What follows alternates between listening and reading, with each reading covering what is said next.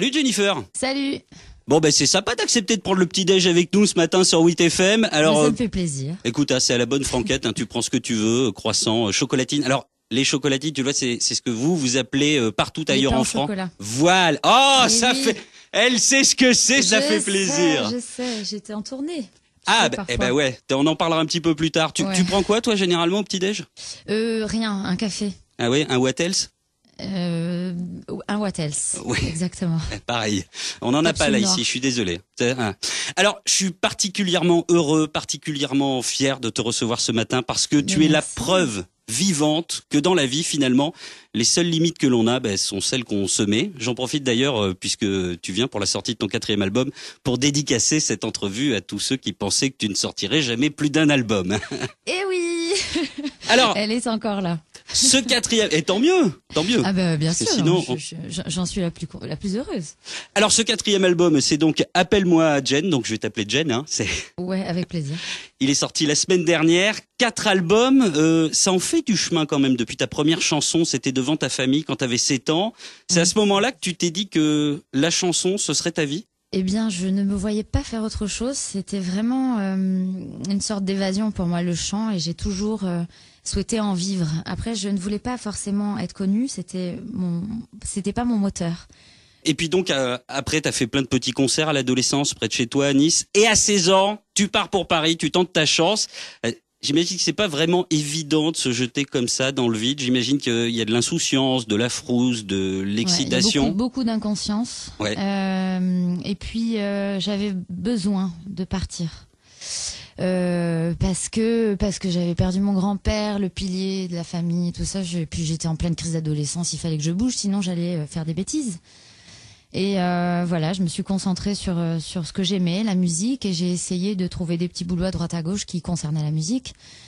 Et c'est ce que j'ai fait, mais j'ai beaucoup galéré pendant 2 ans, et j'ai fini par trouver l'issue de secours avec la Starac, quoi. Et je le regrette pas parce que aujourd'hui c'est plus que ce que j'espérais, tout ça. J'en suis à mon 4e album, et finalement j'en suis sortie heureuse. Et t'en gardes quoi de cette période? Elle te sert en quoi maintenant? Elle me sert, elle m'a forgé un certain caractère finalement. Voilà, ça m'a renforcé d'avoir connu aussi des années pas si faciles. Jennifer est avec nous ce matin. On va parler évidemment de son tout nouvel album. On peut tous l'appeler Jen, il n'y a aucun souci. Il n'y a aucun souci si on m'appelle Jennifer non plus, hein, vraiment. Jennifer prend le petit-déj avec nous ce matin sur 8FM. Alors on pourrait se dire 3 ans pour un nouvel album, c'est long. Mais en fait, tu as fait plein de trucs différents durant ces années. D'abord, plein de concerts avec l'album Lunatique. J'ai beaucoup tourné. Et puis surtout, ça on le sait un petit peu moins, t'as quand même fait tes grands débuts au théâtre. Raconte. Ouais, tout à fait. J'ai eu une très belle expérience. J'ai accepté de jouer dans les monologues du vagin. Et je me suis régalée. J'ai fait des rencontres extraordinaires. Marie-Christine Barrault, Andra Ferréol, Maïmouna Gay, Nathalie Corée aussi. Et j'ai fait 1 mois à Paris avec les monologues du vagin qui s'est plutôt bien passé. Et voilà, j'ai eu cette jolie parenthèse, ce premier pied à l'étrier sur les planches. Et j'y remonterai très certainement. Et puis alors donc finalement, au bout de 3 ans, 4 mois non-stop à bosser sur le nouvel album. Et alors attends, qu'est-ce que c'est que cette histoire de séminaire en Corse? Tu te lances dans le business, c'est quoi ça? J'ai horreur de ce mot. Mais en même temps, ça s'appelle comme ça, c'est un séminaire. J'ai craqué d'abord sur des textes. J'ai voulu ensuite j'ai écouté énormément de choses et j'ai craqué sur des compositeurs. Et il fallait que je les rencontre. Et quand on m'a parlé pourquoi on partirait pas dans un séminaire, se réunir tous ensemble, faire ce que t'aimes de la musique, et comme ça tu peux vraiment être dans le vif du sujet et puis participer à tout. Et donc j'ai arrêté de me prendre la tête avec le mot séminaire, je suis partie et j'en sors la plus heureuse parce qu'effectivement j'ai pu aller au bout de mon idée que je me faisais de mon album. J'ai pu rencontrer les gens en direct, créer avec eux des compositions, s'échanger, établir un échange plutôt intense finalement. Et je me suis éclatée à le faire. Et je pense que eux aussi. Et c'était plutôt une ambiance feu de camp, très bon enfant, à faire de la musique et voilà, à faire ce qu'on aime, quoi. Et puis ensuite, je suis rentrée à Paris. Et j'étais en immersion totale pendant 2 mois avec 2 jeunes gars, Pierrick Devin, qui a un groupe qui s'appelle Adam Kusher, qui est pour le coup ultra électro, électro, et il est très tôt. Et un autre jeune homme qui s'appelle Pierre Guimard, qui a un groupe qui s'appelle Lilywood and the Prick. Donc ils venaient vraiment d'univers différents, les deux. Et j'avais vraiment envie de faire des rencontres, pour se dire des rencontres différentes qui puissent m'amener ailleurs, parce que j'avais vraiment envie de proposer quelque chose de différent, sans partir trop barré pour autant. Et voilà, et ça donne l'album. Ah ben là t'as réussi parce que Lunatic c'était assez pop. Là on est alors on a eu le premier simple mi-septembre, c'est Je danse, qu'on n'arrête pas d'entendre en ce moment, qui est plutôt gai. Il y a un texte qui est quand même alors, Je danse, sombre. c'est l'un des seuls titres qu'on n'a pas fait en séminaire. Ouais. C'est un garçon qui s'appelle Florent Lyonnais, qui fait partie du groupe Jamaïca. Ouais. Cha, qui est une artiste que j'aime énormément, une jeune fille qui joue du piano mortellement. Enfin, je suis absolument fan de cette nénette et j'étais ravie qu'elle participe au titre. C'est complètement au hasard parce que c'est un titre qui m'a été envoyé, je connaissais pas les gens qui avaient bossé dessus encore, je l'ai su vraiment plus tard. Et Siméo aussi qui a participé à ce titre-là. Et le titre était balancé sur les ondes et je n'avais pas encore enregistré mon album, donc c'était un pari complètement dingue. Mais je suis folle, j'ai ce côté fou et j'aime bien les risques. Ouais. C'est l'histoire d'une fille qui danse, qui boit, qui fume pour oublier. Toi, personnellement, oui. Quand tu veux oublier ou que t'as un petit coup de blues, comme ça peut arriver à n'importe qui, tu fais quoi? Je me bourre la gueule. Ben viens à Bordeaux, mais viens. Non, non, je plaisante. Mais je pourrais être ce personnage. Ah ouais, carrément.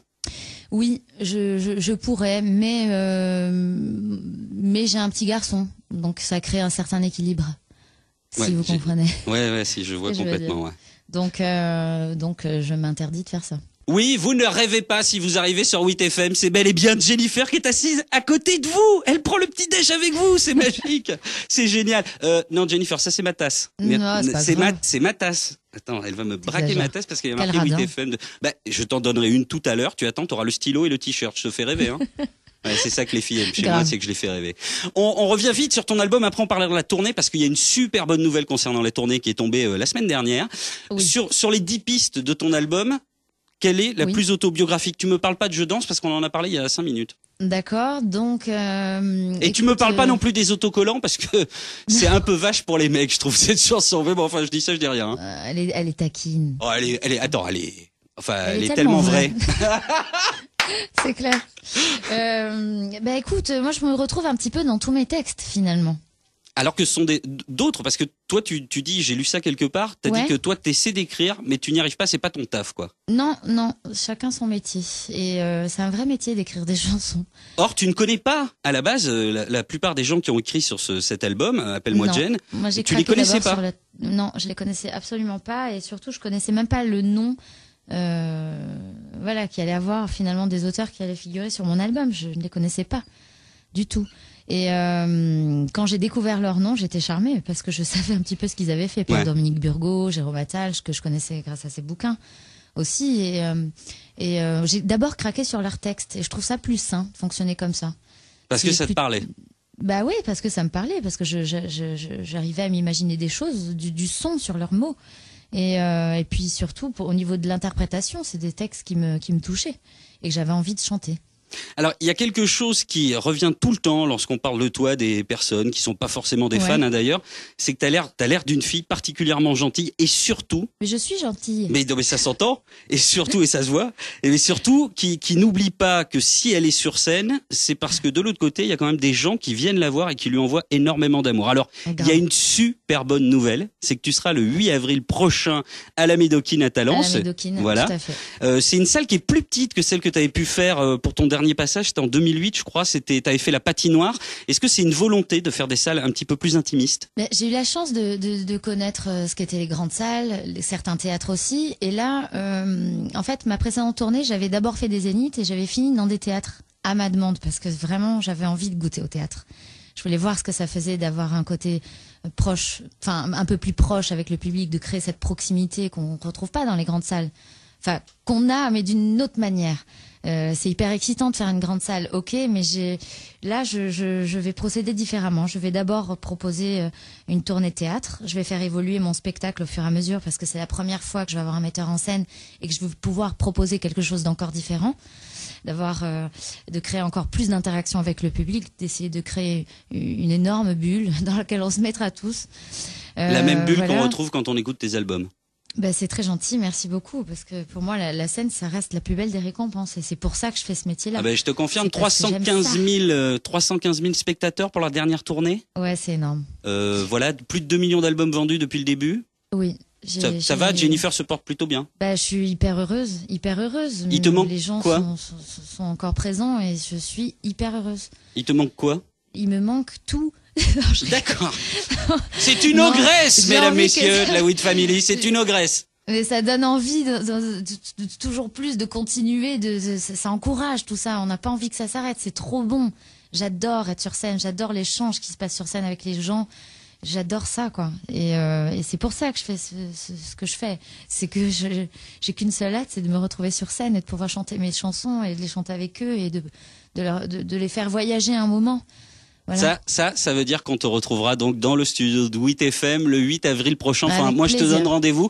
Je te tape la bise. Je me permets, excuse-moi, c'est le privilège de l'animateur. Il a que ça et sa tasse floquée 8FM. Je t'embrasse fort, fort, fort. Merci d'avoir passé ce moment en notre compagnie sur 8FM. Merci. Et Merci puis, à tous. bon, allez, tu peux la garder la tasse. Merci. C'est généreux.